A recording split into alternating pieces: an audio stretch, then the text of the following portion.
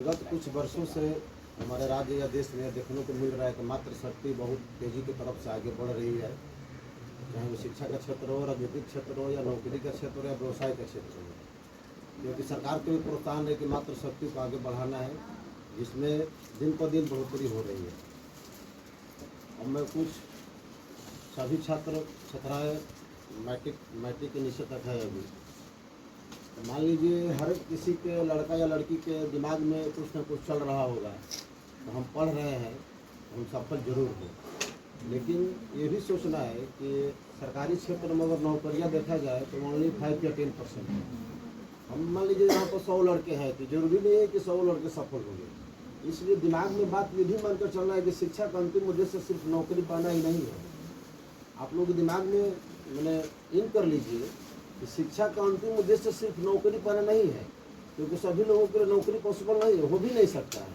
मान लीजिए हम डबल MA किए हुए, हम भी पढ़े लिखे इंसान हैं, लेकिन हम नौकरी से चूक गए, तो कम से कम ये तो है कि हमको ज्ञान है समाज में रहने का, बोलने का, कैसे रहा जाए, किससे कैसा बिहेव किया जाए, तो इन सब बातों को भी ध्यान देना है।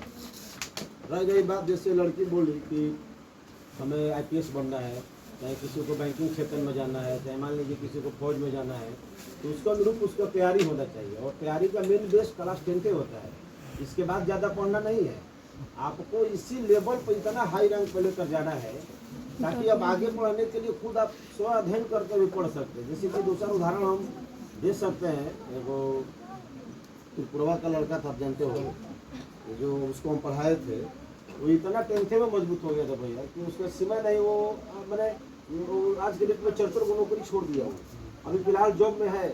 तो कम से कम वो 10th लेवल तक इतना मजबूत हो गया था ना, उसको आगे पढ़ने की जरूरत नहीं पड़ी। इसीलिए जो भी मेहनत करना है, अभी साल 2 साल जो 9th में है, साल भर बच्चा है, जो 10th में है, अभी पीरियड चल रहा है, तो इसी को आप दिन रात सोचिए कि हमको एक सिर्फ एक ही काम है।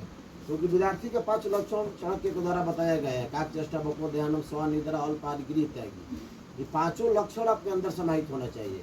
काक चेष्टा का मतलब कि आपको कौवे की तरह इच्छा जो है जिससे एकदम संग्रहित होना चाहिए एक बिंदु पर। बको ध्यानम, बकुला की तरह ध्यान लगाकर पढ़ना चाहिए। स्व निद्रा, आपका नींद जो है वो कुत्ता के समान होना चाहिए। जैसे कुत्ता थोड़ा व्यवहार पर जाग जाता है, अल्पाहारी थोड़ा थोड़ा भोजन विद्यार्थी को करना चाहिए। और गृह त्यागी, गृह त्यागी का मतलब भी कि जैसे कि ये नहीं कि घर छोड़ना है, आपका ओनली एक जगह होना चाहिए, रूम होना चाहिए जहाँ स्टडी के लिए, ग्रुप डिस्कशन के लिए।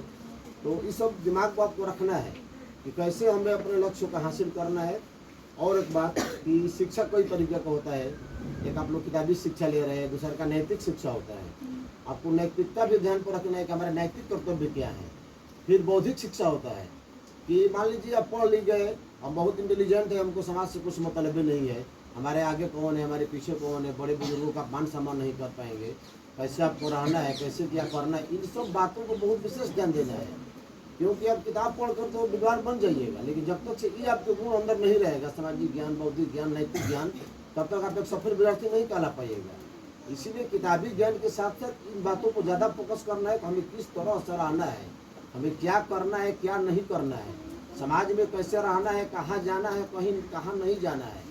हम अपने बारे में बता रहे हैं, जब एक बार हम मैंने बक्सर हम पढ़ रहे थे, तो हम लोगों को जो क्लास टीचर थे वो पहले यही बताते थे कि क्या नहीं करना है। इसीलिए विद्यार्थियों को जीवन में इस शब्द को समझना चाहिए, तो हमें क्या नहीं करना चाहिए, उसके बाद जो सब कुछ है वो करना चाहिए।